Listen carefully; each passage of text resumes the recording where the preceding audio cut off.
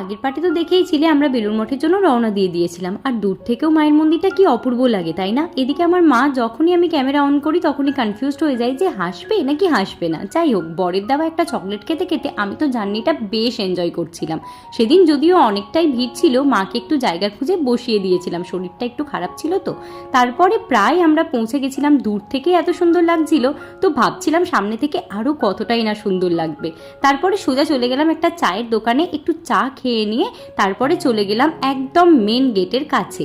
আর কি বলতো, নতুন নতুন জায়গা দেখতে এক্সপ্লোর করতে আমার ভীষণ ভালো লাগে। এখানে দেখো টাইম টেবিলটা আছে, যেটা তোমাদেরকে দেখিয়ে দিলাম, কারণ আমাদের টাইমটা জানা না থাকায় ওখানে পৌঁছে জানতে পারি যে আমাদের এখনো 2 ঘন্টা অপেক্ষা করতে হবে, তারপরই গেট খুলবে। তাই অনেকক্ষণ ওখানে অপেক্ষা করার পরে বেশ খিদে পেয়ে যাওয়ায় একটু লাঞ্চ করে নিয়ে তারপরে আবার গেটের কাছে চলে গিয়েছিলাম। আর এখানে জুতো রাখা যায় ফ্রিতেই, না চাইলে নাই রাখতে পারো। তো চলো আবার দেখা হচ্ছে নেক্সট শর্টসে, বাই।